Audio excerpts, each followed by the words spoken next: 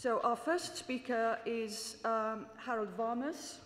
Harold studied at Amherst and Harvard, where he took a BA and then a postgraduate degree in English literature at Amherst. And then he went to Columbia, where he qualified in medicine, which is, I understand, what he initially had in mind when he signed up for Amherst, but then got seduced into English literature. In 1968, he joined the Public Health Service at the National Institutes of Health in Bethesda, the laboratory of Ira Paston, to work on regulation of bacterial gene expression. And this is the beginning of his long and distinguished career as a clinician scientist. In 1970, he began postdoctoral work in Michael Bishop's lab at the University of California, San Francisco.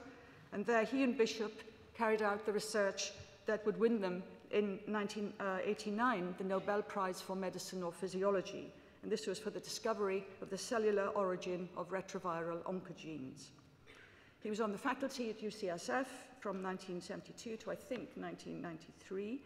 And then in 1993, he took up a very prominent role as director of the National Institutes of Health at Bethesda, and there he did very well for the science budget. Since 2000, he's served as president of Memorial Sloan Kettering Cancer Center in New York. He, as many people know, has championed open access publishing and is one of the co-founders of the Public Library of Science. Last year, he was selected as one of the co-chairs of the Council of Advisors on Science and Technology to serve in the Obama administration. So this makes him everyone's favorite person as a scientist. And I think we've missed a trick today because all we've done is asked him to give a talk. I gather he is an accomplished musician, and he and his son, Jacob, have performed a series of concerts entitled Genes and Jazz at the Guggenheim and at the Smithsonian. But unfortunately, we're not going to hear about that today. Instead, we're going to hear Darwinian ideas about cancer.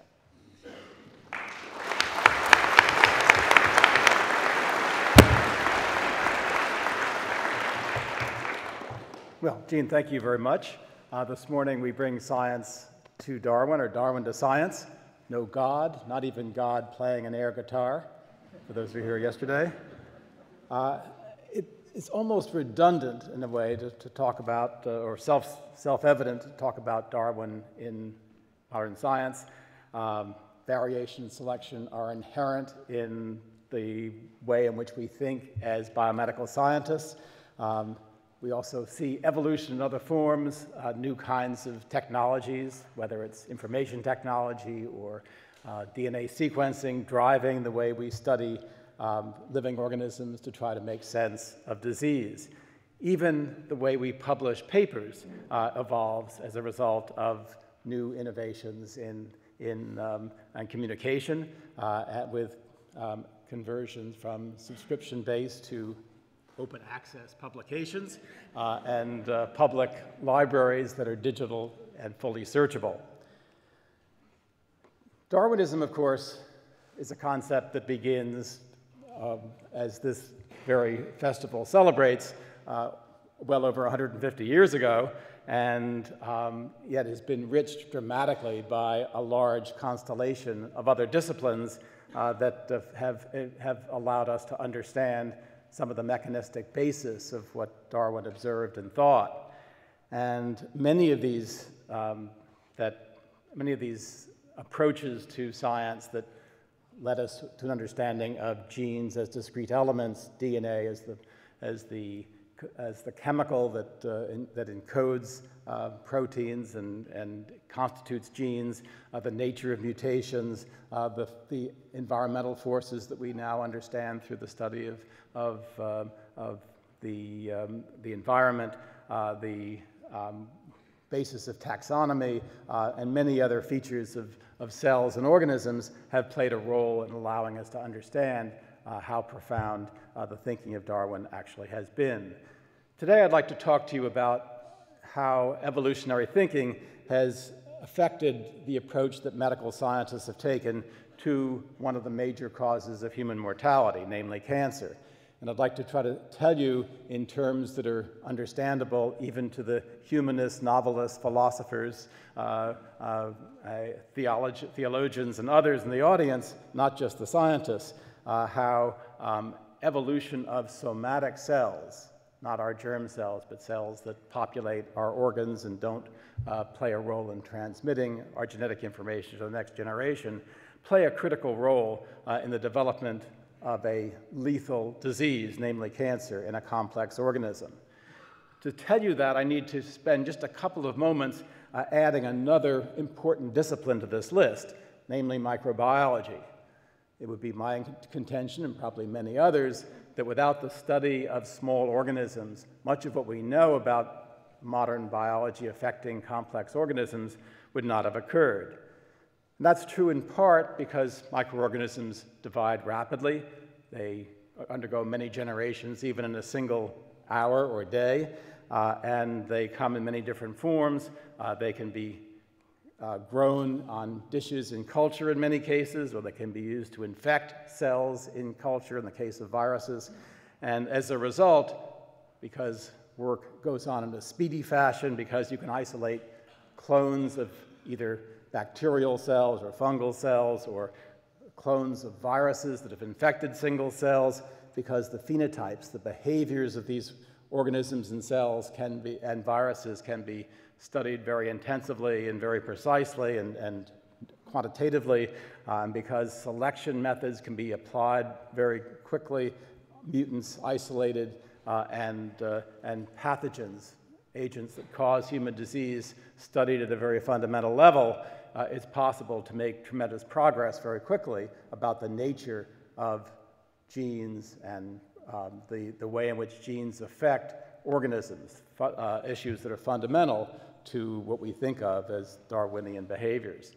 Let me illustrate that in just a couple of ways that are probably familiar to many of you. HIV, the cause of AIDS, is a virus that carries just a few genes in a genome composed of RNA. And because of an intense study of this small organism, it was possible to identify a few genes that encode enzymes that are required for the virus to replicate.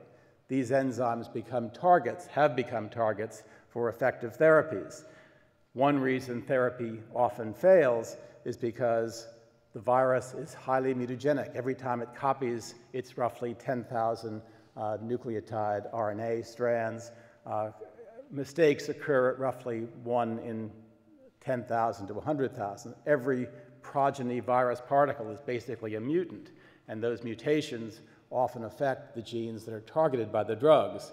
The result is that in the course of therapy, it's possible, especially in the absence of multi-drug therapy, that drug-resistant mutants will arise, and in a hostile environment, the presence of drug, only the drug-resistant variants will thrive and eventually outnumber the original wild-type infecting virus that was originally responsive to disease. And this fundamental concept, as you'll see, also applies to the study of cancer and to new ways to treat cancers once we understand the genetic underpinnings. Today, all of us in the audience are worried about the influenza virus, a virus which, like HIV, has an RNA genome, a very high mutagenic rate, and we're all living in expectation of what the next wave of the new H1N1 influenza virus will mean for all of us in the northern hemisphere when the fall arrives. This is a useful virus to study, not simply because it's a major cause of disease, but it also proves to be a way to explicate some of the principles of evolution, even to some of the most recalcitrant minds. And in our own country, where science suffered quite a severe set of obstacles in the previous administration, we did have a president who did understand that evolution does apply to the influenza virus, because in one of his talks during 2005, when the avian influenza virus was a potential threat to us, he said, changes in the influenza virus result in a new strain with the potential to sweep the globe. So even though this is a gentleman who endorsed the teaching of intelligent design in the science classroom, he did get the basic principles. This is a useful instrument in teaching about Darwinian principles. So let's get back to cancer, which is the main topic for the moment. And let me remind you about a few features of cancer cells. Cancer cells basically are cells that grow in high number in the wrong places and eventually lead to extinction of the function of complex organisms like ourselves. They have a variety of acquired traits that have been summarized recently by my colleagues Hanahan and Weinberg that include the limitless capacity to replicate, an ability to evade what we call programmed cell death, a mechanism by which cells are normally instructed to die and disappear. They have sufficient growth signals. They don't need growth stimuli from the outside. They're resistant to inhibitory signals. They have gained the capacity to invade tissues and metastasize to distant sites. They even have the ability to recruit blood vessels to provide food and oxygen. And they frequently manifest genomic instability, so mutations actually occur at a higher rate. And most of these traits, if not all, are due to multiple and largely somatic mutations and still poorly defined epigenetic events that affect gene expression by making changes in the way in which DNA is read out, even without actual changes in nucleotide sequence or chromosome structure. And the end result is too many cells and cells growing in the wrong places. Now, some of you may think there's something paradoxical here. Why is this Darwinian? Because what we're talking about are variations, mutations, and epigenetic events that promote the vitality of a single cell. That's good for the cell, but it's bad for the organism. And there are various ways to think about why we might preserve the capacity to have cancer afflict us. First, most of the mutations don't occur in the germline. They're not transmitted. Most of the changes occur in somatic cells. Secondly, most cancers, as I'm sure you're aware, arise later in life, after the peak of our reproductive phase. And thirdly, most of the genes that are essential for the causation of cancer, because they undergo the somatic mutations, are genes that are crucial for our normal development and growth. And of course, having mutational mechanisms that allow genetic variation is essential for speciation, adaptation, and so forth. Now, in the early days of thinking about cancer, 50s and 60s and so forth, one of the crucial questions was whether cancer arises from all cells in, say, a colon or a liver or a lung or any other afflicted organ in which a cancer develops, or whether it arises from a single cell. So are cancers monoclonal or are they polyclonal? And while I don't have time to review all the evidence, it became quite apparent by the late 1960s that the correct model is that tumors are basically clones, having arisen from a single cell in an organ. Peter Knoll, who discovered an important chromosomal abnormality that I'll come back to in a moment, wrote in a famous article in Science in 1976 that despite the wide recognition that most neoplasms have a unicellular origin, namely are monoclonal, and a clonal growth pattern, relatively little emphasis has been placed on the developmental evolution of tumor cell populations and the apparent genetic instability underlying the sequential acquisition of biological characteristics that we associate with tumor progression, that is, progression from an early tumor that may not even be invasive to one that invades and metastasizes. And Knoll put together a chart that shows how he imagined a tumor cell arising from the N, or normal cell on the left, and undergoing a series of genetic events, chromosomal translocations or other kinds of mutations, leading to leukemias, early tumors, finally malignant tumors, drug-resistant tumors. A chart not so unlike the famous chart that's in your program. You will note that the the clarity of the reproduction of Darwin's drawing from 1837 is much greater than the one Peter Noel published 32 years ago, and I ascribe this to the difficulty of getting access to a clear version of this figure thanks to the publication practices of this journal, despite its sponsorship of this meeting. I'm cruel.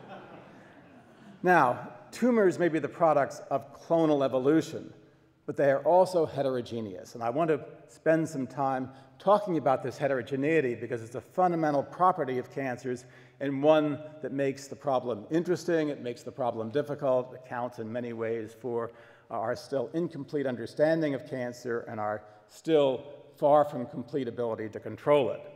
The first point is sort of obvious, that cancers arise from different cell types in many different organs. So they're essentially, cancers as a class of diseases are essentially heterogeneous. And that's why claims that we have to cure cancer now are a little simplistic, because there are many kinds of cancers, certainly hundreds of different kinds to deal with. This is a kind of Linnaean exercise in which we look at cancers. For example, the lung has many cell types. Each of the major known cell types give rise to at least 4 major kinds of cancer that can be readily distinguished by a microscopist operating just the way some taxonomists hundreds of years ago might have operated. And we have to think about this as a problem right from the beginning.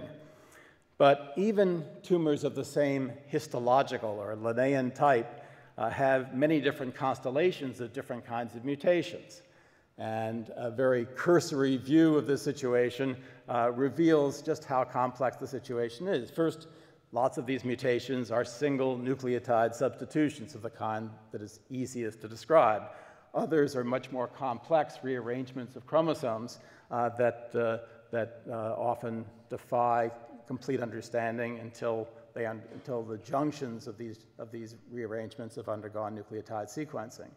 Now, around the world, here in Cambridge at the Sanger Center, throughout the US and other countries, there are a variety of so-called genome projects underway to try to figure out exactly how a cancer cell differs from a normal cell in the same organism. And what that reveals is, first of all, that there are anywhere from a few to hundreds of somatic mutations in a cancer cell, a phenomenon that may, in some sense, represent high mutation rates in those cells. Some of those mutations are doubtless functional, that is, give the attribute of high selectivity and natural selectivity to a cancer cell, but others are basically along for the ride. They're passenger mutations, which may not be so hard to figure out at first blush. Third, some but not all of these affect protein coding regions, and the others may either be passengers, or they may affect gene expression, or they may affect the mysterious microRNAs you've been hearing about occasionally that influence gene expression in other ways. Only a few entire cancer genomes have been fully sequenced, and that's something which will change very rapidly over the next couple of years. And in addition to observing these somatic mutations, we know that each of us have many differences from each other. Roughly 1 nucleotide in 1,000 is different from me and Bruce Alberts, my friend in the front row. And we still are wrestling with the question of which of those variations confer risks, inherent risks of lifetime susceptibility to cancer. Some of those variations are clearly variations that dispose us to cancers of certain types, but for most, the influence is uncertain.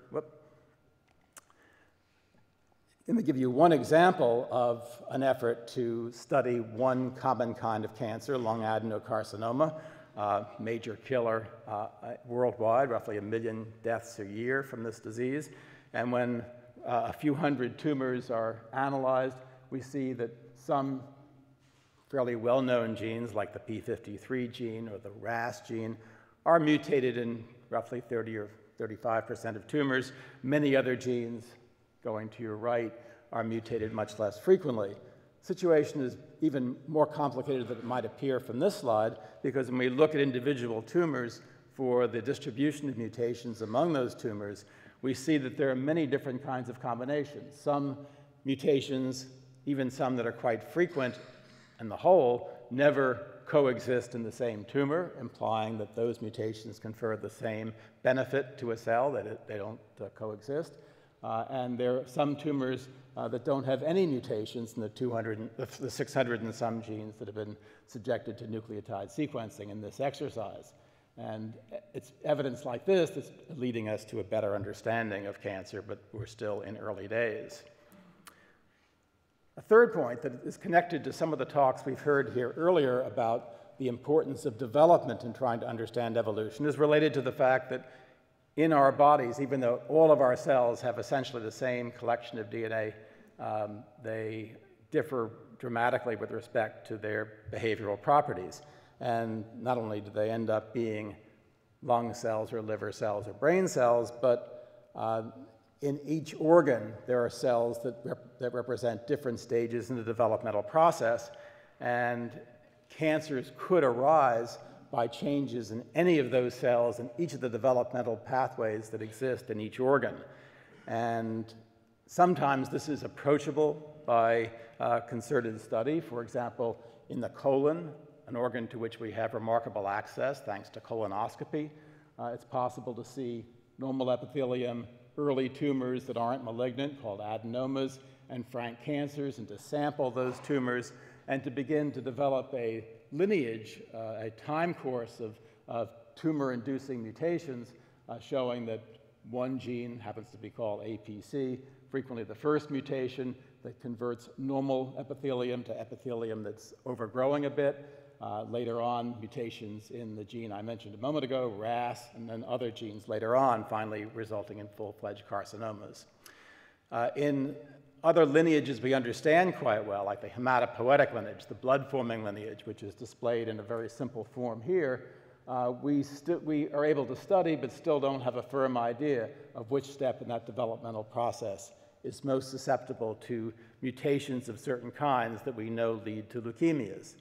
But in most other cancer settings, that is, most other organs that develop cancer, this aspect, the relationship between oncogenic mutations and development, remains quite mysterious. Another point has to do with the ability of cancer cells to manifest some of the properties for which they're selected. We know that even a cursory examination under the microscope of a cancer reveals morphological heterogeneity, and yet in most cases, we don't know whether every cell has the potential to regenerate a new cancer. There are many who believe, either in some circumstances or in all, that cancers contain a subset of genes, sometimes referred to as cancer reconstituting cells or cancer stem cells, that have the ability to regenerate a new cancer, as though a cancer is an organ that can undergo a developmental process emanating from a stem cell. Those are illustrated on the right in yellow, and this is an important concept because if one had therapies that did or did not attack the putative cancer regenerating cell, drugs that killed other cancer cells but not the stem cells would result in tumor recurrence, a fate commonly seen. Or if you had a drug that killed only the tumor stem cell, you could degenerate a tumor by killing specifically those cells. Fifthly, tumors are heterogeneous at yet another level. Tumors contain not just cells we know are cancer cells based on clonality and nature of mutations in those cells and the lineage from which they arise, but also other cells. Many of us are used to looking at cancer in a petri dish where all the cells are basically the same, but in a mouse model of disease or in human patients with cancer, we recognize immediately by looking at those cancers that in addition to the cancer cells shown as gray blobs, there are blood vessels, there are immune cells, there are cells often referred to as stroma that represent cells that come from surrounding areas and appear to communicate with cancer cells in a way that I don't have time to describe in detail here, but end up with the ability to recruit immune cells and recruit vascular cells to the tumor, essential features of the neoplastic process. The final point I'd like to make about tumor heterogeneity is that tumor cells often include or become drug-resistant cells. And they do that as a result of mutations that may either have been present at the time the tumor was discovered or subsequently. And the context in which that's most satisfactorily studied is a disease called chronic myeloid leukemia, a leukemia that has been made famous for a number of reasons. One, Peter Knoll, whose work I told you about earlier that led to this description of the clonal evolution of tumors, discovered the pathognomonic, the classical feature of the disease, the Philadelphia chromosome, illustrated by the truncated chromosomes on the right, a chromosome that results from the fusion of two human chromosomes to make an atypical chromosome that encodes a hybrid protein that has an unusual and persistent enzymatic activity that provokes the sustained growth of the leukemic cells. These tumors arise in about 6,000 patients in the US every year. It's the most common form of adult leukemia. Previously, the life expectancy with this disease was 5 or 6 years. Famously, a drug was developed about 10 years ago, a drug called imatinib or Gleevec, that inhibits the activity of that enzyme and puts patients in long-term remission. There are now patients who are alive and perfectly well as long as they continue to take this regrettably quite expensive drug every day. Yet some of these patients fail therapy, and the reason they fail therapy is because while the drug shown in orange on your left snugly fits into the enzymatically active site of this protein, mutations may occur that block the ability of the drug shown on the right in the horizontal gray form from fitting appropriately in the enzymatic active site. And in that circumstance, it's necessary to begin to look for drugs that work in some other way. Happily, at least 2 other drugs have been discovered that overcome drug resistance, so this disease has become even more controllable than it seemed a few years ago. But in many other common cancers, we don't yet have this backup of additional drugs to overcome drug resistance. Here's an example of a patient treated at my own institution who had advanced lung cancer, as can be seen by all the snowy forms in the lung field shown in this computerized tomogram. And on the left, you see extensive cancer after 4 months of treatment on an enzymatic inhibitor that blocks a mutant enzyme. Much of that cancer has been reduced, but as you see in the right-hand panel, tumor cells have occurred, and when you look at the recurrent tumor, you find it has a second mutation in the same gene. There has been variation, there's been random variation and generating a mutation that renders a mutant enzyme resistant to a drug, and then, of course, natural selection, because that drug can now grow in the hostile environment of the drug. Let me try to conclude with a recent story that pulls many of the notions I've tried to emphasize to you together. So this is a study carried out by Jim Downing and his colleagues at St. Jude Hospital in Memphis, recently published in Science. What Downing and his colleagues did was to look at a large series of children with a form of acute leukemia. Most of these patients can be successfully treated with modern therapy, but about 30% have multiple recurrences and frequently die. And when you examine the primary leukemia and then the subsequent versions of leukemia, the recurrent leukemias, with molecular tools of the type I've been illustrating, either analysis of chromosomes or nucleotide sequencing or other forms of genomic manipulation, one can show that the clone that arose at the time of diagnosis is frequently replaced when one looks at the relapse. And those, very rarely are those recurrent clones genetically distinct from the initially diagnosed disease. More commonly, they represent clonal evolution from ancestral clones that include some mutations that are present in the earlier clones, but new clones as well. So what that says is that when the leukemia recurs, different subclones predominate derived from ancestral cells. So in conclusion, I'd like to argue that Darwinism is very much alive in the clinic and in laboratories trying to study cancers, that there are at least 3 fundamental principles worthy of remembrance. One, that the cancers arise mainly by somatic evolution from a single cell. Secondly, the mutations are found in many other genes, and other changes of an epigenetic character are responsible for the attributes that allow cancers to overgrow normal cells. And the continued selection for drug resistance and other traits, like the ability to metastasize and invade, are fundamental to understanding of how cancer develops as a pathological process, and probably essential to our ability to control this dread disease. Thank you very much.